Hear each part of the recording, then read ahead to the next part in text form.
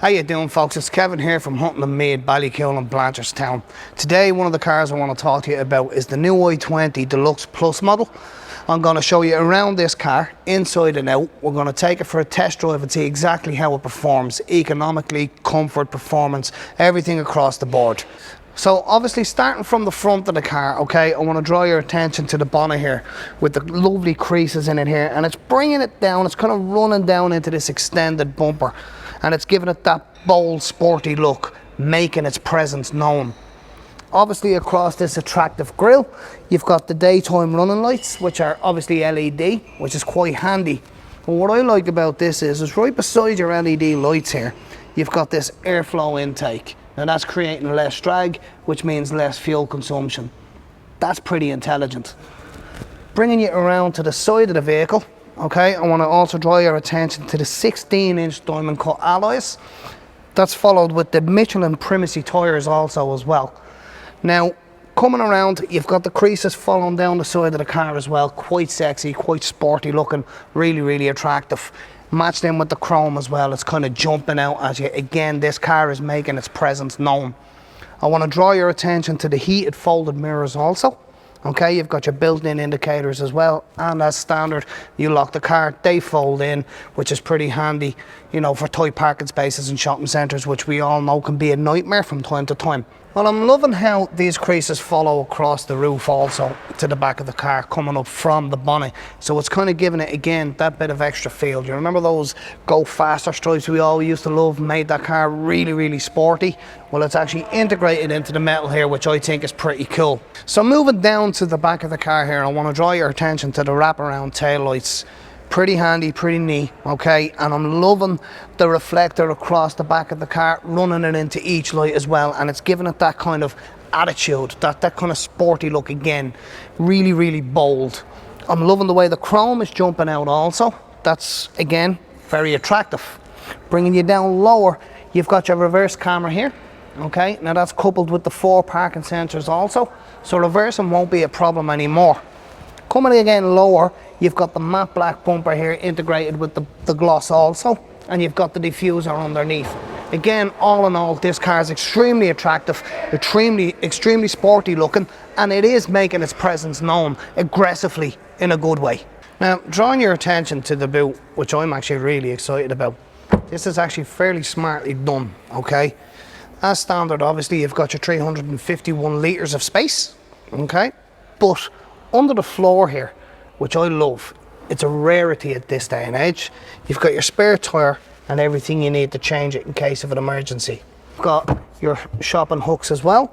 You've got your straps too. So it keeps everything nice and tight within the boot space. So another really, really handy feature in the boot, okay? You've got your backboard here. And if you're anything like me, you build your shopping up, you have to leave this at home. It becomes a pain, taking it in, taking it out.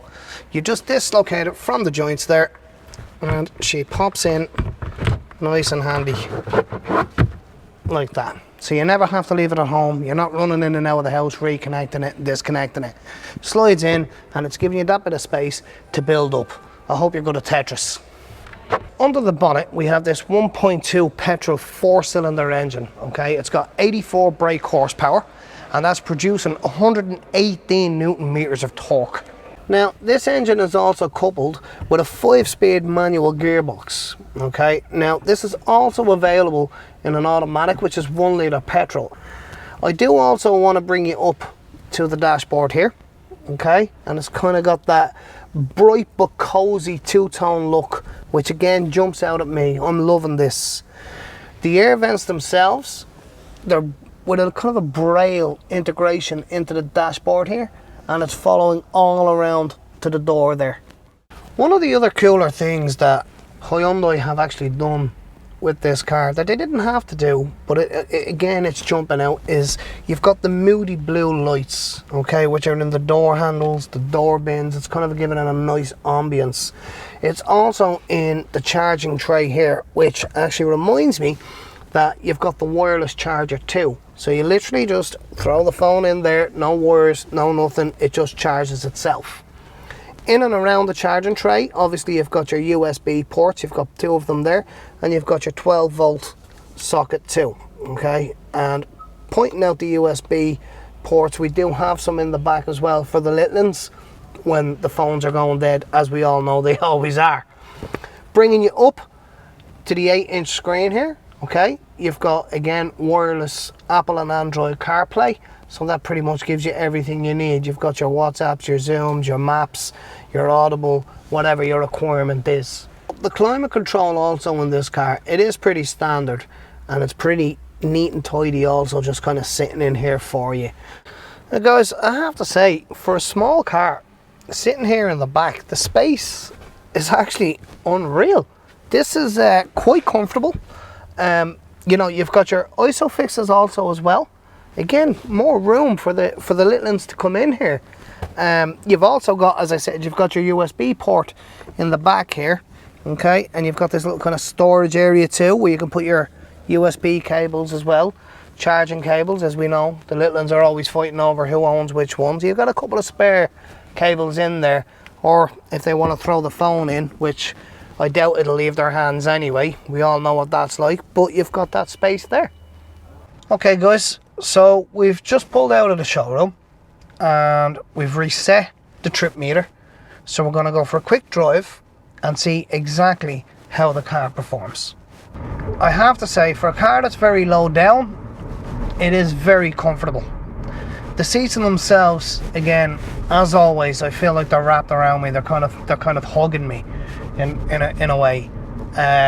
So yeah, I mean, look, I can feel the road, not in a bad way, in a very comfortable way. And again, for a small car, it does kind of feel nice, smooth. It is fairly quiet, which is always good, because it kind of gives you that glide kind of feeling, for want of a better word. Moving up to the steering wheel, okay, you see you've got this kind of sporty looking steering wheel, which is pretty cool. I like it. I especially like the way it's 4-spoked and it's got the horizontal spokes on it. Now, the reason I'm pointing that out is because no matter what position your steering wheel is in, you can see your instruments, which is very, very important. You can see the cluster and everything you need to know. Moving on to the cluster, I'll point out that it's got a 10.25 inch display screen, and again, very cool. It's very lit up, it's very modern, it's very digital. It'll tell you the speed limit of where you're driving or what the speed limit should be. It'll also tell you if you're exceeding that speed limit. So on the left hand side of the wheel, okay, you've got, at a finger's reach, a thumb's reach rather, you've got your media control. Okay, so you got your volumes, you've got your voice control, your different modes for your media. You know, you can answer and end the phone call, and again, it's all at a thumb's reach.